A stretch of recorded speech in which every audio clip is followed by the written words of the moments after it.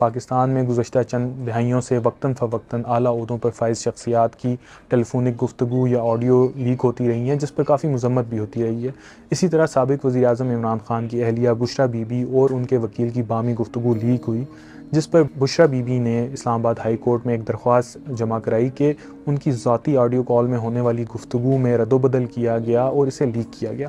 اس سماعت کے دوران یہ معلومات سامنے آئی کہ پاکستان میں telecom companies intercept management system کے مخصوص نظام کے تحت خفیہ ایجنسیز کے ساتھ صارفین کا ڈیٹا شیئر کرتی ہیں۔ لافل انٹرسیپٹ مینجمنٹ سسٹم ہے کیا اور یہ کیسے کام کرتا ہے؟ ماہرین کا کہنا ہے کہ یہ ایک ایسا نظام ہے جس کے تحت پاکستانی صارف کی کالز، ایس ایم ایس اور دیگر ڈیٹا تک رسائی حاصل کی جا سکتی ہے۔ اس نظام کا مقصد دہشت گردی اور شدید جرائم کی جنگ میں قانون نافذ کرنے والے ادارے اور انٹیلیجنس ایجنسیز کی مدد کرنا ہے۔ عدالت کو بتایا گیا کہ سرویلنس سینٹر میں متعلقہ ایجنسی صرف ایک بٹن کو کلک کر کے کسی بھی شخص کو ٹریک یا ٹریس کرنے کا عمل شروع کر سکتی ہے۔ کسی کو ٹریک یا ٹریس کرنے کا عمل کیسے شروع ہوتا ہے؟ اس عمل کو شروع کرنے کے لیے صارف کا موبائل نمبر یا موبائل کا IMEI نمبر کا استعمال کیا جاتا ہے۔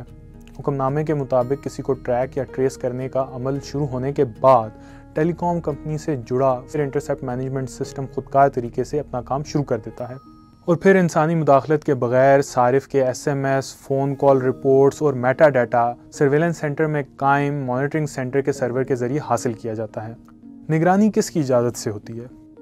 عدالت کو بتایا گیا کہ قانون نافذ کرنے والے اداروں اور انٹیلیجنس ایجنسیز کو کسی بھی شخص کی سرویلنس کی اجازت investigation for fair trial act 2013 کے تحت ملتی ہے۔